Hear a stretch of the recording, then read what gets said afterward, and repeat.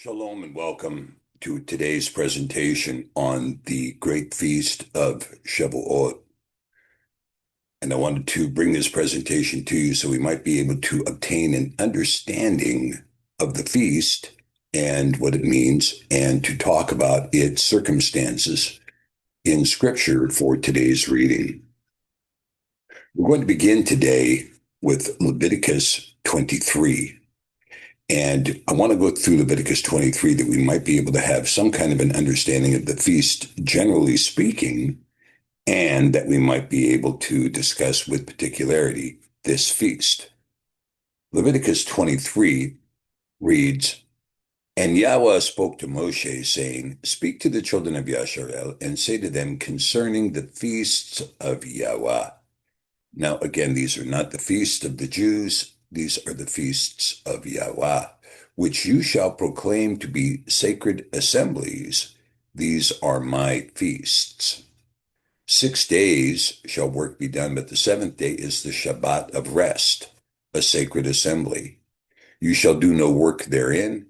It is the Sabbath of Yahweh in all your dwellings. Now, of course, the word Shabbat is the plural form of the word Shavah, which means seven. So literally the word Shabbat is sevens, and it infers and in fact directs that the seventh day will always be the Shabbat in a continual stream of sevens. Okay. Verse 4, these are the feasts of Yahweh, even sacred assemblies, which you shall proclaim in their appointed times. In the 14th day of the first month at even is Yahweh's Pesach. And on the 15th day of the same month is the feast of Matzah to Yahweh. 7 days you must eat matzah, or unleavened bread. In the first day you shall have a sacred assembly. You shall do no servile work therein. But you shall offer an offering made by fire to Yahweh for 7 days, and on the seventh day there is a sacred assembly. You shall do no servile work therein. So we see that the 14th day, the Pesach, is not proclaimed to be a Shabbat of rest. Rather, it is quite often referred to as a day of preparation. The following day, beginning at even, the 15th day, we have a sacred feast that is, in fact, a Shabbat. There is no servile work on the first day, which is the 15th, and on the 22nd day, which is the last day of the feast, 7 days later. And this too is a sacred day wherein you shall do no work. Okay. Now from there, and then Yahweh spoke to Moshe, saying, Speak to the children of Yasharel, and say to them, When you have come into the land which I give to you, and shall reap its harvest, then you shall bring a sheaf of the first fruits of your harvest to the priest, and he shall wave the sheaf before Yahweh to be accepted for you on the following day after the Shabbat. The priest shall wave it. Okay, on the following day after the Shabbat. Now, we can see here, when you look at this exegesis, you can see that, first of all, Leviticus 23 opens up a discussion with the seventh day Sabbath, and it is referred to as Shabbat, which we know is a plural form of the word seven. So it literally translates to sevens. And the reference here is using the word Shabbat. So this reference is talking about the regularly kept seventh day Sabbath, the regularly kept Sabbath. That's what's being discussed here. And when we talk about bringing a sheaf of the first fruits of your harvest to the priest, when we talk about this, remember that this is in early springtime. This is not in the fall. It is within the first month of the year called Aviv, and it is typically found in March or April when it begins. And this means that you're talking about a winter harvest. And so this winter harvest is going to be from what you can grow in winter. And typically it's called winter barley. And so what you're bringing is a sheaf of the winter barley to the priest. And although another feast, which is Shavuot, is also going to be called a first fruits feast, where you bring first fruits, but this is a different group of first fruits. This is a wheat harvest. And so this is going to be a spring harvest or an early summer harvest as compared to a winter harvest. And it says again, speak to the children of Yasharel and say to them, when you have come into the land which I give you and shall reap its harvest, then you shall bring a sheaf of the first fruits of your harvest to the priest, and he shall wave the sheaf before Yahweh to be accepted for you. On the following day after the Shabbat, the priest shall wave it. Now, this is a Shabbat, a regularly kept Shabbat, not after the week of Shavuot, but during the week, not after the week of Matzah, but during the week of Matzah. The Shabbat found within Matzah is this particular Sabbath. And this waving of the sheaf, we refer to this as the feast of Katsir. And we used to call it Bikur, but Bikur means first fruits, and Bikur is typically used to discuss the first fruits of Shavuot and not the first fruits of this feast. This is why we call this Katsir. And the priest shall wave it, and you shall offer that day when you wave the sheaf a he-lamb without blemish of the first year for an ascending smoke offering to Yahweh. This, of course, is replaced by prayer in the modern world, since there is no temple and since the animal sacrifices have been terminated. And its oblation shall be 2/10 deals of fine flour mingled with an oil, an offering made by fire to Yahweh as a sweet savor, and a drink offering shall be of wine, the fourth vehin. Now here you see that on this offering, there is in fact a fine flour that is going to be made by fire. This is a fine flour mingled with oil made by fire. And there shall be a drink offering of wine, the fourth vehin. Now, once again, we begin to see the bread and wine appear as a covenant expression. The first time we see the bread and wine offered as a covenant expression is between Abiram and Melchizedek when he succeeds against the five kings and presents himself to Melchizedek, and Melchizedek greets him with bread and wine. And the bread and wine is an expression of a covenant, And so this covenant is going to be an important part of this. So remember that the idea of sacrificing the he-lamb is going to be replaced by prayer.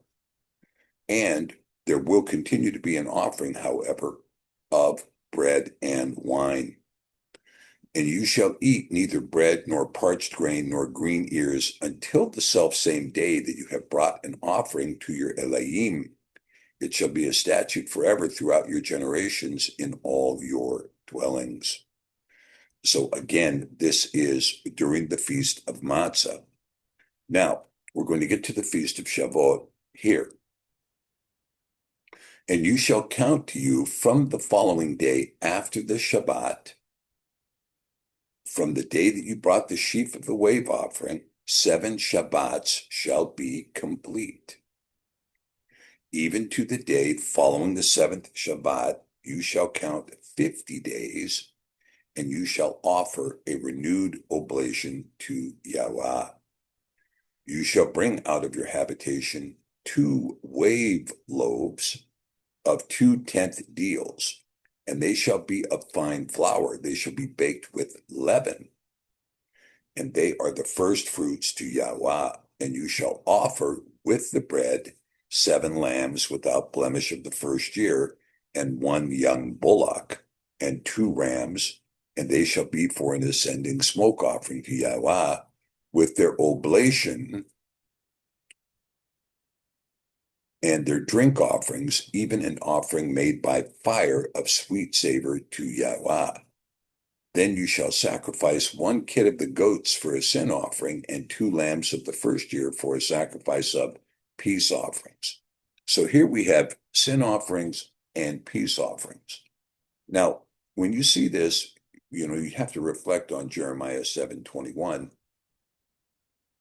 which said, if you want to sacrifice a bull, go sacrifice a bull and eat the flesh. But I never commanded you to do these things when I brought you out of the land of Mitzrayim. Instead, I said, obey my voice, and I will be your Elohim, and you will be my people. So the idea of offering a sin offering and a peace offering, again, these sacrifices that are being made have been replaced in modernity by a couple of things. One, we see the sacrifice of the bull of your lips, which is prayer.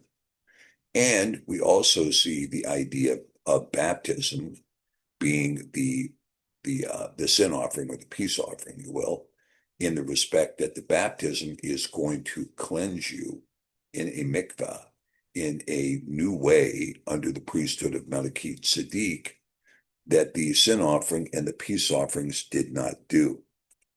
And the priest shall wave them with the bread of the first fruits for a wave offering before Yahweh with the 2 lambs, and they shall be sacred to Yahweh for the priest.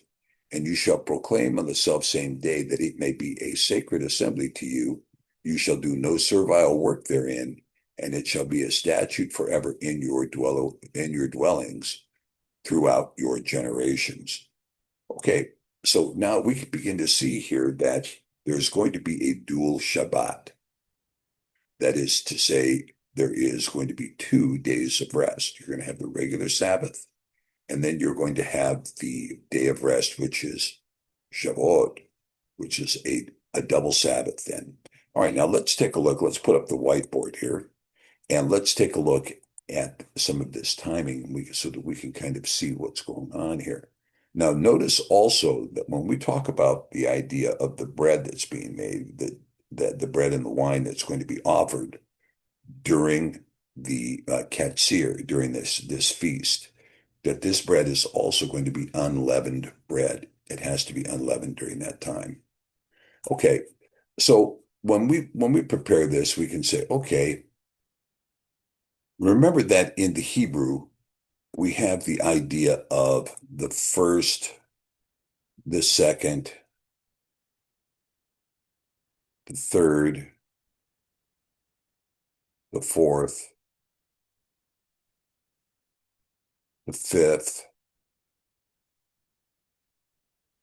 the sixth, and Shabbat. And that these are names that are given to you in Hebrew: Rishon, Sheni, Shelishi, Revi'i, Chamishi. These names are given to us in Hebrew, but literally it is the first day, the second day, the third day, the fourth day, the fifth day, the sixth day, and the Shabbat. Now, because of the lunar calendar, the solar lunar calendar, there is no particularly fixed day of the month in which the 14th falls in terms of the Sabbath layout. In other words, the Sabbath is going to be proceeding notwithstanding whatever day of the month is proclaimed to be the first day of the month. So the new moon comes in. When the new moon comes in, all right, let's call it the first day of the month. So here is our new moon, which is, as you know, it is a dark moon, the first day of the month. Okay. Now, so we have a first, 6, 7, then we're going to have day 8, 9, 10, 11, 12, 13, and the 14th day of the month at even. Now, we actually saw this. We saw this this year. It was quite interesting because the Pesach began on a Friday evening. Pesach began on a Friday evening. Now, in this case, Pesach begins on the evening of the 14th. And we have to remember that when we're talking about this, the days begin at evening. So the week kind of looks like this, evening.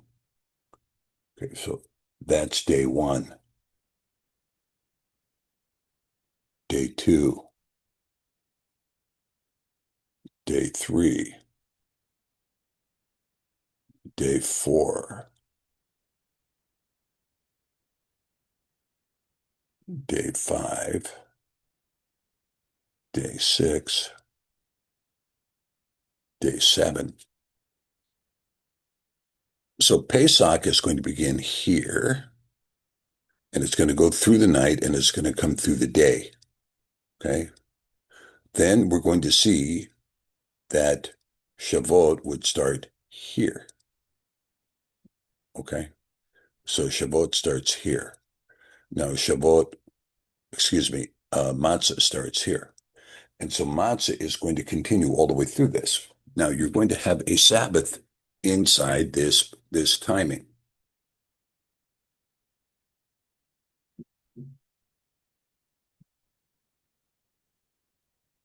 So supposing that we have something different though, supposing that the new moon lands somewhere in a different count, that it lands on the third or the fourth day. Well, then we're going to get something entirely different in terms of when the Sabbath is going to take place. So suppose that the new moon doesn't land here in the weekly count, but the new moon lands here on the third, okay, of the weekly count. Well, this is going to kind of change things up because this is going to mean that our count is going to be different. And so we have to kind of count here a different grouping because now we're going to see that we could have, this would be day one, day two, excuse me.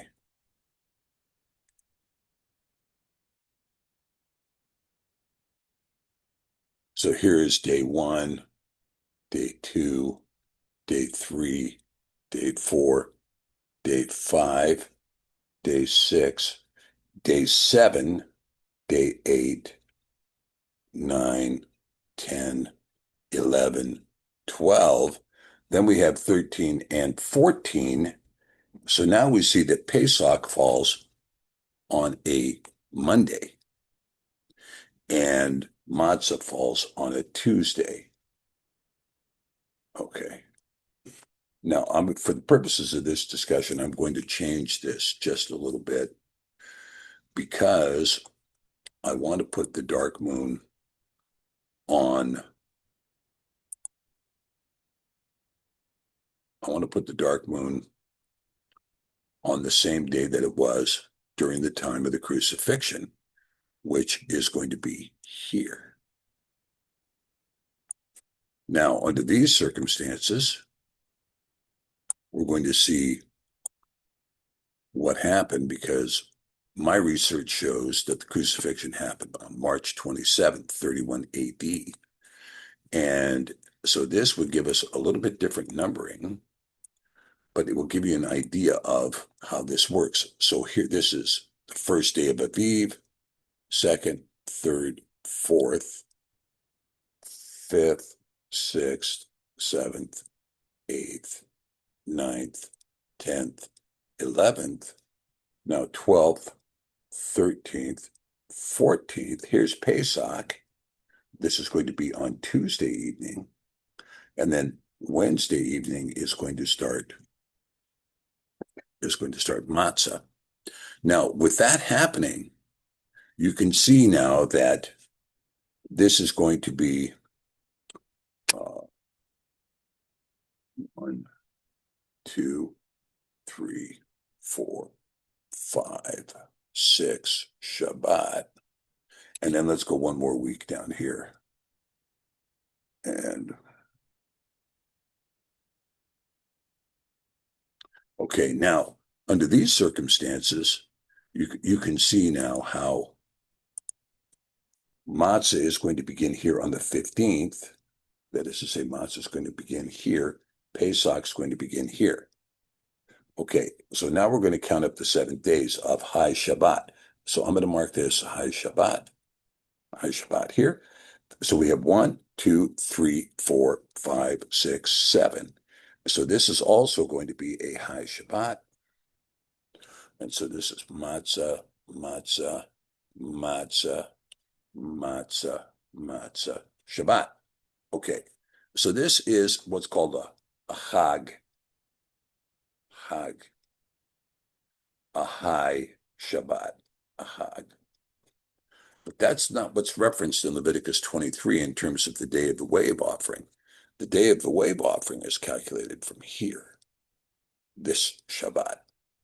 Now, this Shabbat is a term of art. This is the first Shabbat. Even though it is not the first Shabbat of the year, it's called the first Shabbat because it begins the count for Shavuot. That Shabbat begins the count for Shavuot. Okay, now, so because you can see that this inordinance of starting matzah here midweek, Pesach falling on the 14th day of the month, that this 7-day sequence is going to cause a high Sabbath on the 4th day of the week, which is going to be Wednesday, and it's going to cause a high Sabbath on the 3rd day of the week, the following week, which is a Tuesday. Now, when you understand this schedule, you can begin to understand why the Catholic Church kind of got messed up in thinking that the crucifixion had to take place on Friday because of all the discussion about Joseph of Arimathea wanting to put the body in the tomb before the Sabbath began. Now you can imagine when if you don't understand this schedule, you're going to be hopelessly confused with the language that's found in Matthew 28 and in Mark 15 and in Luke 23 and in John 20. You're going to be confused by what's going on there. You're going to be, what is happening here? How could that happen? And then you don't get 3 days and 3 nights in the tomb. You get something much shorter than that. Well, that's because there's confusion in not understanding that the high Sabbath can fall somewhere midweek. And the only way that happens is because you have a continuous stream of the 7-day count from the beginning of time forward. It never stopped, the 7th-day count.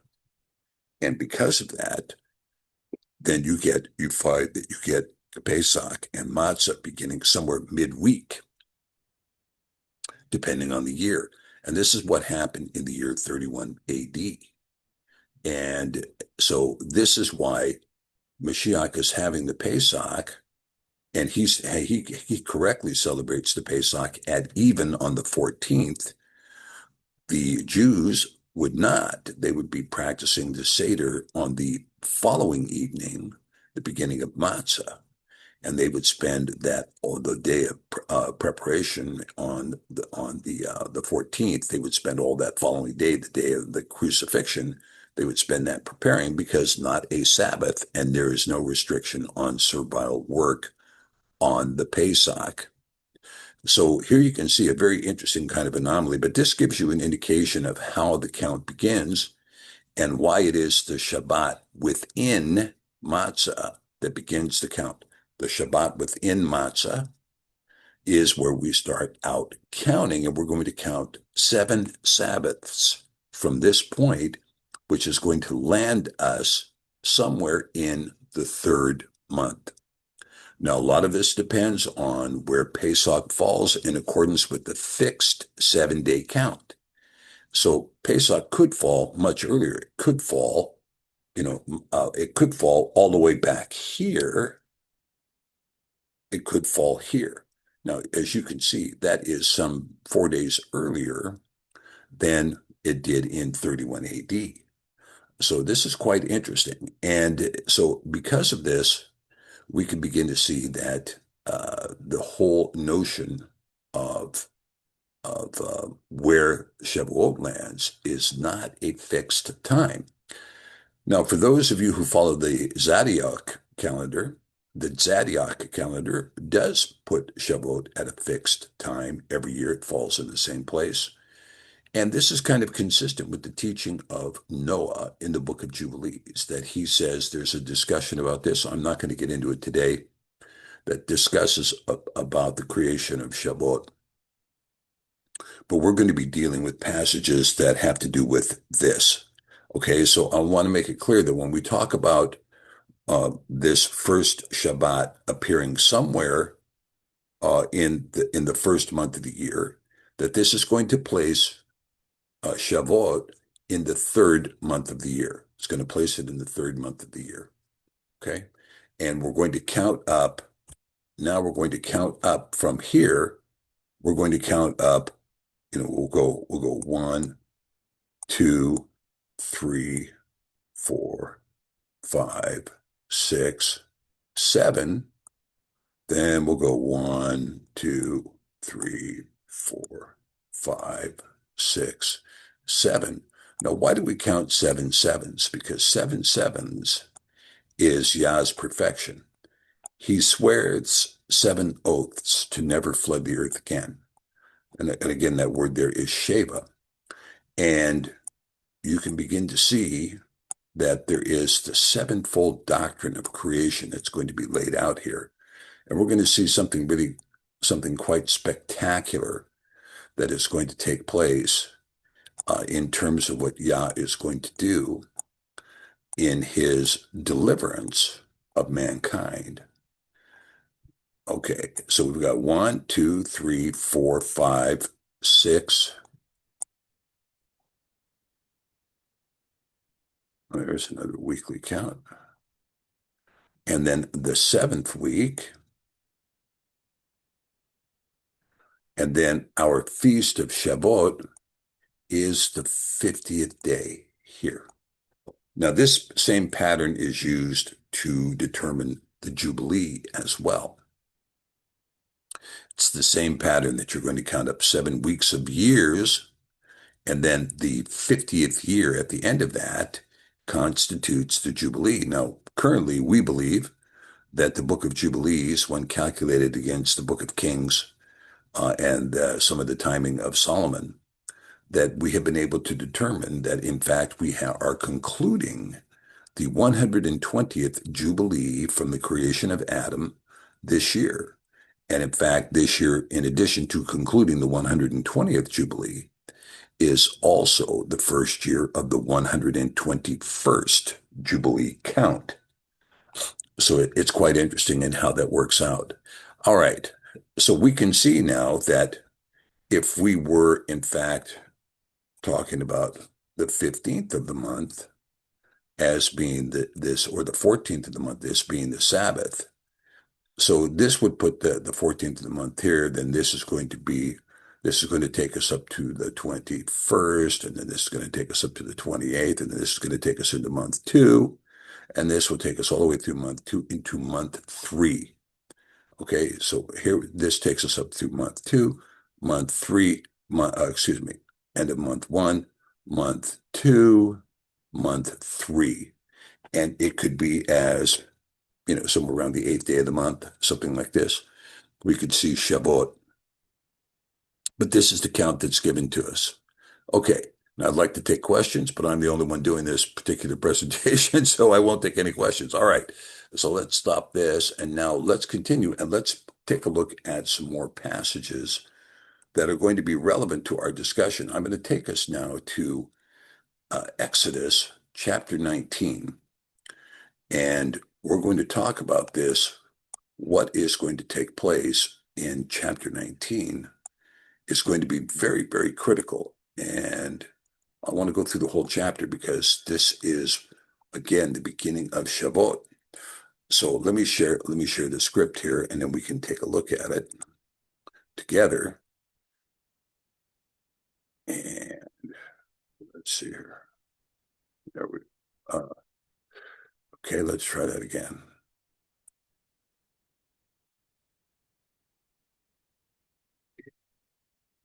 Picky. All right. Okay.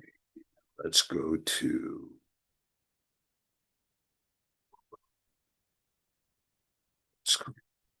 the screen. Share the screen. Okay. So we'll start up here in chapter 19.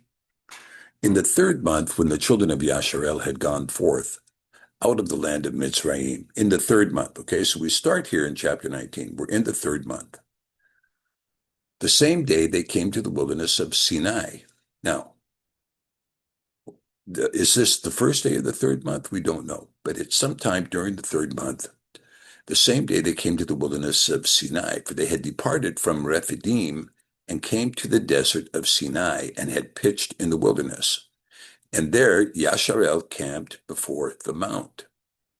And Moshe went up to Elohim, and Yahweh called to him out of the mountain, saying, Thus shall you say to the house of Yaakov, and tell the children of Yasharel, You have seen what I did to the Mitzrayim, and how I bore you on eagle's wings and brought you to myself. Now, obviously, the boring you on eagle's wings didn't happen. Nobody was flying. They were rescued from a certain destruction. And this is what the phrase means when he says, I bore you on eagle's wings and brought you to myself. Now, therefore, if you will obey my voice indeed and guard my covenant, then you shall be a peculiar treasure to me above all people, for all the earth is mine. And you shall be to me a kingdom of priests and a sacred nation. These are the words which you shall speak to the children of Yasharel. Okay. Now, again, we can see here what are the premises that are discussed in this. Guard my covenant, obey my voice, then you will be a peculiar treasure to me above all people, and you shall be to me a kingdom of priests and a sacred nation. And Moshe came and called for all the elders of the people and laid before their faces at all these words which Yahweh commanded him. And all the people answered together and said, All that Yahweh has spoken, we will do. Now, this is a very fundamental truth that is the center pin of the common law. Yah has come out and said, Obey my voice and guard my covenant. And the people have and become a sacred nation, a kingdom of priests. And the people answered together and said, All that Yahweh has spoken, we will do. This is a manifestation of consent. This is consent. And Moshe returned the words of the people to El Yahweh.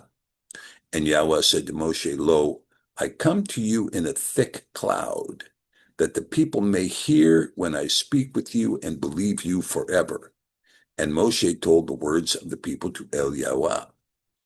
And Yahweh said to Moshe, Go to the people and sanctify them today and tomorrow, and let them wash their clothes, mikveh, right? And be ready against the third day, for on the third day Yahweh will come down in the sight of all the people upon Mount Sinai. And you shall set bounds for the people around, saying, Take heed to yourselves that you do not go up into the mount, or touch the border of it. Whosoever touches the mount shall be surely put to death. Not a hand shall touch it there, but he shall surely be stoned, or shot through. Whether it is a beast or man, it shall not live. When the shofar sounds long, they shall come up to the mount. And Moshe went down from the mount to the people and sanctified the people, and they washed their clothes. And he said to the people, Be ready on the third day, and do not come at your women. And it happened that on the third day in the morning, that there was thunder and lightning and a thick cloud upon the mount. And the voice of the shofar was exceedingly loud, so that all the people that were in the camp trembled. You might recall we heard many of these sounds worldwide in the early aughts of this century. And Moshe brought the people out of the camp to meet with Elohim, and they stood at the neither part of the mount. And Mount Sinai was altogether in a smoke, because Yahweh descended upon it in fire. And the smoke of it ascended as the smoke of a furnace, and the whole mount greatly quaked. And when the voice of the shofar sounded long and waxed louder and louder, Moshe spoke, and Elohim answered him by a voice. And Yahweh came down upon Mount Sinai on the top of the mount. And Yahweh called Moshe up to the top of the mount, and Moshe went up. And Yahweh said to Moshe, go down, charge the people, lest they break through to El Yahweh to gaze, and many of them perish. And let the priests also, which come near to El Yahweh, sanctify themselves, lest Yahweh break forth upon them. And Moshe said to El Yahweh, the people cannot come up to Mount Sinai, for you charged us, saying, set bounds about the mount and sanctify it. And Yahweh said to him, away, get down, and you shall come up, you and Aharon with you. But let not the priests and the people break through to come up to El Yahweh, lest he break forth upon them. So Moshe went down to the people and spoke to them. Now, so we can see that this is happening in the third month. Although the day is not specified, as the day is not specified in the count of Shavuot in Leviticus 23. That is to say, it's always going to be ambiguous, that is going to require a count in the given year because of the contrast between the fixed count of 7 days and the deliverance of the dark moon and the creation of the new month. And Elohim spoke at all these words on this day, saying, I am Yahweh Eloheka, which brought you out of the land of Mitzrayim and out of the house of bondage. Now you can see that Yahweh is going to deliver the whole of the 10 commandments. And when he delivers them in verse 18, and all the people saw the thunder and the lightning and the noise of the shofar and the mountain smoking. And when the people saw it, they removed and stood afar off. And they said to Moshe, speak with us and we will hear. But do not let Elohim speak with us, lest we die. And Moshe said to the people, fear not, for Elohim has come to prove you, that his fear may be before your faces, that you do not sin. And the people stood far off, and Moshe drew near to the thick darkness where was Elohim. And Yahweh said to Moshe, thus you shall say to the children of Yasharel, you have seen that I talked with you from heaven, and you shall not make of me Elai of silver, neither shall you make to you Elai of gold. An altar of earth you shall make to me, and you shall sacrifice thereon your ascending offerings, and your peace offerings, and your sheep and your oxen, in all places where I record my name.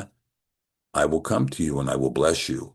And if you make me an altar of stone, you shall not build it of hewn stone, for if you lift up your tool upon it, you have polluted it. Neither shall you go up by steps to my altar, that your nakedness be not discovered thereon. So here you can see that the whole idea of building a pyramid with ascending steps to do a sacrifice at the top is completely destroyed. This isn't going to happen. But the point I'm making at this point is that Yahweh has set forth the 10 commandments by voice. He spoke these, right? Let's go back and look at this again at the beginning of verse 20. And Elohim spoke at all these words, saying, I am Yahweh Eloheka. He spoke these before the house of Yasharel, not in writing, but spoke them. And he spoke them very early on in the third month, very likely to be a marker of Shevuot. Okay, now with that being said, let's continue and let's take a look at some other verses and let's see what's going to happen here. Remember that this covenant of the 10 Devarim given on Shavuot, this covenant, he calls my covenant. He says, do this, my covenant, and live in them. Live in them. Well, that's a very important feature and a very important aspect of the teaching of Yahweh. And it's equally important that he would give us this on the day of Shavuot. Now, there is something happening, however, because things are going to change as a result of the iniquity of the house of Yasharel. And this is because of the iniquity of the house of Yasharel. And of course, the house of Yasharel would divide into two kingdoms, the northern kingdom of Yisrael, or Yasharel, and the southern kingdom of Yehuda. And both of these kingdoms would be put asunder. Yehud, the northern kingdom, would be destroyed in 722 BC, and the southern kingdom would be destroyed in 536 BC with the destruction of the temple. And when the temple was destroyed, the temple would be rebuilt that Yah might be able to place his name there again. And then further, a third temple would be created by Herod that attempted to place Yah's name there, although there was no Ark of the Covenant in either the second temple or the third temple. And as a consequence, there's a real question. Was Yah's name there? All right. But let's see. Yah proposes to do something new. And he is going to do something new. And let's see what that something new is going to be. And this is going to be set forth in, of course, Jeremiah 31, which, interestingly enough, is going to be quoted word for word in Hebrews chapter 8, beginning at verse 8. So I'm going to pick it up at 27 before we get to the promise of 31:31. Behold, the days come, says Yahweh, that I will sow the house of Yasharel and the house of Yehudah with the seed of man and with the seed of beast. And it shall come to pass. Now, here when we talk about the seed of beast, you might think that that is animal DNA, but no, not really. This is the DNA, the hybrid DNA that comes from the tares planted within the wheat. And it shall come to pass that, like as I have watched over them, to pluck up and to break down and to throw down and to destroy and to afflict, so will I watch over them to build and to plant, says Yahweh. In those days they shall say no more, the fathers have eaten the sour grape, and the children's teeth are set on edge. But everyone shall die for his own iniquity. Every man that eats the sour grape, his teeth shall be set on edge. Verse 31, Jeremiah 31:31. Behold, the days come, says Yahweh, that I will cut a renewed covenant with the house of Yasharel and with the house of Yehudah. That's two houses, by the way. Not according to the covenant that I cut with their fathers in the day that I took them by the hand to bring them out of the land of Mitzrayim, which my covenant they broke, although I was a husband to them, says Yahweh. But this shall be the covenant that I will cut with the house of Yasharel.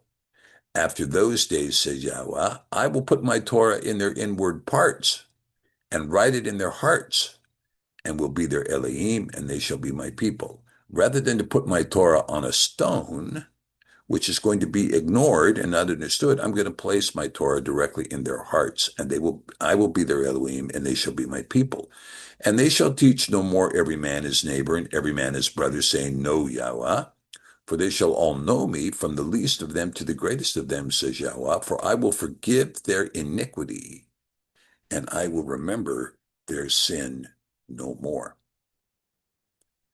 Thus says Yahweh, which gives the sun for a light by day, and the ordinances of the moon and of the stars for a light by night, which divides the sea when its waves roar. Yahweh Tsebaot is his name. If these ordinances depart from before me, says Yahweh, then the seed of Yasharel also shall cease from being a nation before me forever. Thus says Yahweh, if heaven above can be measured, and the foundations of the earth searched up beneath, I will also cast off all the seed of Yasharel for all that they have done. Okay, so quite interesting. Now, let's go up and take a look and see what's going to happen here. Let's drop up into the book of Acts, and we're going to see some very interesting things take place, because this prophecy of Jeremiah 31:31 is going to, in fact, occur. Just a moment.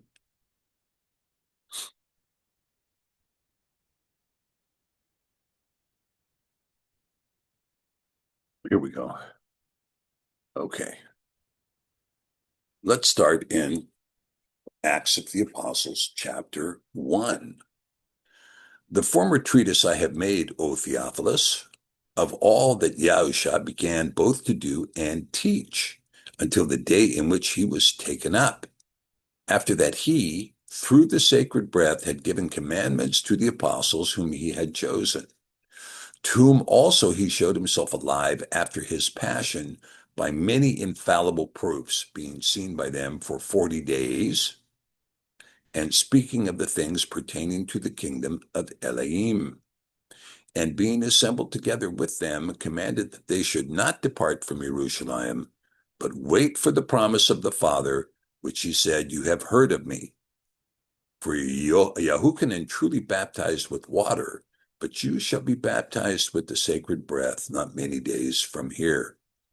When they therefore had come together, they asked him, saying, Adonai, will you at this time restore again the kingdom of Yasharel? Always the question. Well, is the kingdom of Yasharel going to be be restored? Now, why would you ask this question during the time of the Maccabean kingdom, of the Hasmonean kingdom? Why would you ask the question, is the kingdom of Yasharel going to be restored? If it had been restored under the Maccabees, because it had not been. And he said to them, it is not for you to know the times or the seasons which the Father has put in his own power, but you shall receive power after the sacred breath comes upon you, and you shall be witnesses to me, both in Jerusalem and in all Yahud, and in Shamron, and to the uttermost parts of the earth. And when he had spoken these things while they watched, he was taken up, and a cloud received him out of their sight. And while they looked steadfastly toward heaven as he went up, behold, two men stood by them in white apparel, who also said, You men of Galilee, why do you stand gazing up into heaven?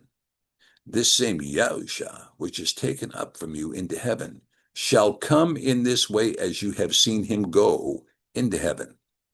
In other words, he shall return. Then they returned to Jerusalem from the mount called Olivet, which is from Jerusalem, a Shabbat's day's journey. And when they had come in, they went up into an upper room where both Kepha and Yaakov remained, and Yochanan and Andre and Philip and Tom, the twin, Bartamai and Matityahu, Yaakov Alphaios, and Shimon the Zealot, and Yehuda, the brother of Yaakov. These all continued with one accord in prayer and supplication with the women, and Miriam, the mother of Yahusha, and with his brethren. And in those days, Kepha stood up in the middle of the Talmudim and said, the number of names together were about 120 men, brethren.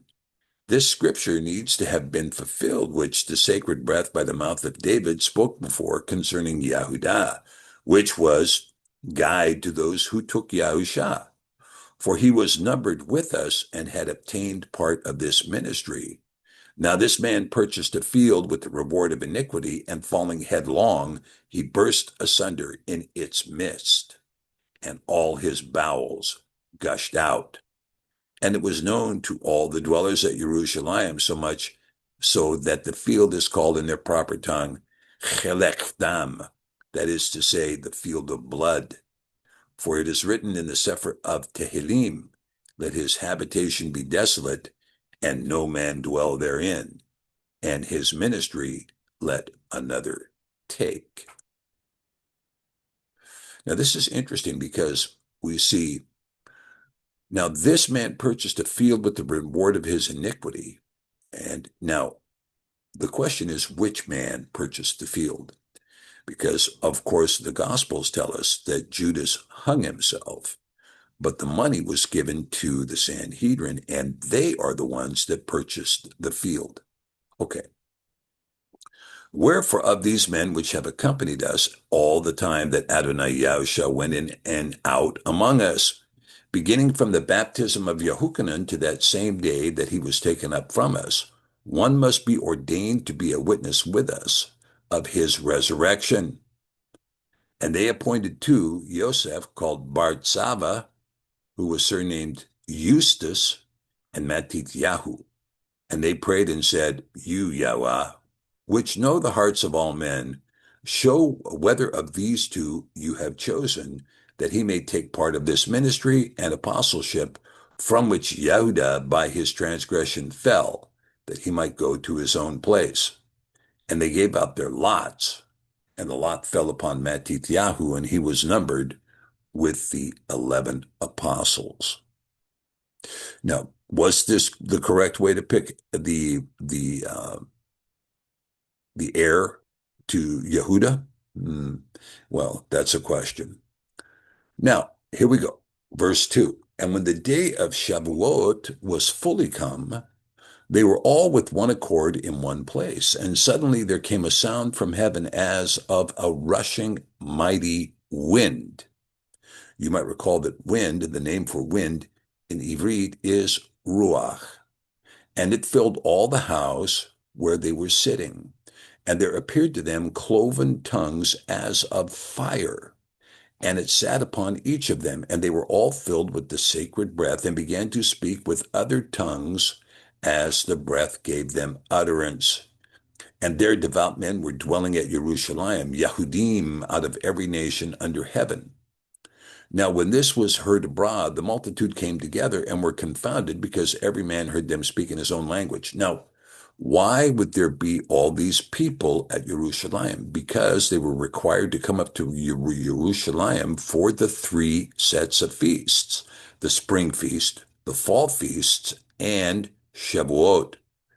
And in verse 7, they were all amazed and marveled, saying to one another, Behold, are not all these which speak Galilean? Ah, an interesting language. I thought they spoke Aramaic. I thought they spoke Greek. No, they spoke the language Galilean. And how do we, every man, hear in our own tongue in which we were born?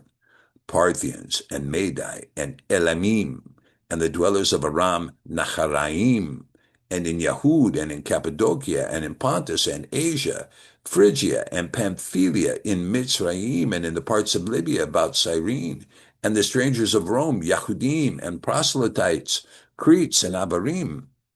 We do hear them speak in our tongues the wonderful works of Elohim. And they were amazed and were in doubt, saying to one another, What does this mean? Others mocking said, These men are full of new wine.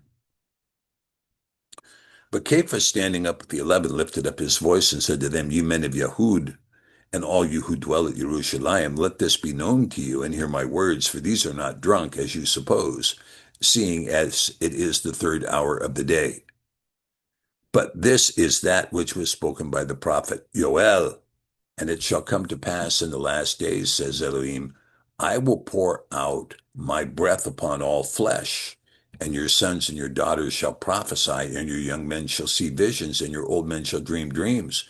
And on my servants and on my handmaidens I will pour out in those days of my breath, and they shall prophesy, and I will show wonders in heaven above and signs in the earth beneath, blood and fire and vapor of smoke. The sun shall be turned into darkness and the moon into blood before that great and terrible day of Yahweh comes. And it shall come to pass that whosoever shall call upon the name of Yahweh shall be saved. Okay. All right. I'm going to leave that discussion now as to Shavuot at this point. We can see that Shavuot is a very interesting celebration. It is the beginning of the Kehillah. It is the beginning of the Kehillah in the faith of Mashiach. So really it is kind of a birthday, if you will. It's a birthday. And what's interesting about it here is that we're at the 1994th birthday of the Kehillah. So with this being said, I think you have an understanding of Shavuot. It is the 4th feast of the 7 feasts of Yahweh that are set forth in Leviticus 23. It is a feast of great celebration. It is a high Shabbat, no servile work. It is a feast to be celebrated with unleavened bread with leavened bread and with wine, leavened bread and wine as a drink offering and as a grain offering. And it is a feast marked with the giving of the covenant. And the covenant was given to us at Sinai with Yahweh speaking face to face with the house of Yasharel. When did Yasharel hear the voice of Yahweh? At Sinai, Exodus chapter 20, when he spoke his covenant unto the house of Yasharel. In Deuteronomy 5, he would go on to say, I have spoken this covenant, I have written this covenant to you now in stone with my own finger, and have added nothing further. Devarim 5:22. And so you had the statement and you had the restatement in writing.